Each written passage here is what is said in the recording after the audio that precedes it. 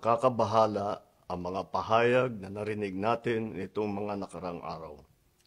Nandyan ang walang pakundangang pagmumura at ang pagbabanta ng planong ipapatay ang ilan sa atin.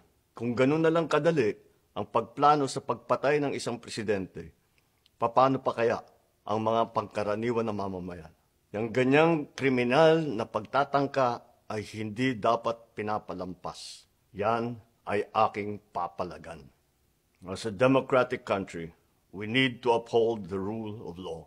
Ako, bilang pinuno ng Executive Department at lahat ng mga nanunungkulan sa pamahalaan ay may sinumpaang tungkulin na tutupdin at pangangalagaan ang konstitusyon at ang ating mga batas. Kaya hindi tama ang pagpigil sa mga halal ng bayan sa paghahanap ng katotohanan. Hindi na sanang hahantong sa ganitong drama kung sasagutin lamang ang mga lehitimong katanungan sa Senado at sa House of Representatives. Ang katotohanan ay hindi dapat itokhang. Tapos na sana ang usapang ito kung tutuparin lamang ang sinumpaang panata na bilang lingkod bayan ay magsabi ng totoo at hindi hahadlangan. Imbis na diretsahang sagot, nililihis pa sa kwentong chicheria. Hangad ko na matuldukan na itong mga pangyayaring ito sa parang matiwasay at magdadala sa atin sa katotohanan. 12 taon din ako nanungkulan sa magkaparehong kamara ng Kongreso.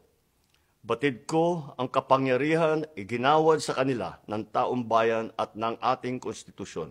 Dahil dito, iginagalang ko ang kanilang gawain bilang isang independenteng sangay ng ating republika. Kahit ang buong executive branch, lahat ng mga ahensya ay hindi nakakaligtas at parating sumasailalim sa kanilang masusing pagsusuri. Bilang isang bansa, marami tayong mga paghamon na dapat harapin at mga suliraning dapat bigyan ng lunas. Sa kabila ng mga pambabatikos, nakatuon ang aking pansin sa pamamahala. Ngunit, hindi natin ikokompromiso ang rule of law. Kailangan manaig ang batas sa anumang sitwasyon, sino man ang tamaan. Kaya hindi ko hahayaan magtagumpay ang hangarin ng iba na hatakin ang buong bansa sa burak ng politika. Igalang natin ang proseso.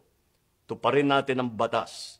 Alalahanin natin ang mandato na pinagkatiwala sa atin ng milyon-milyon na Pilipino. Magtrabaho po tayo sa ikauunlad ng Republika ng Pilipinas at para matamo ang bagong Pilipinas.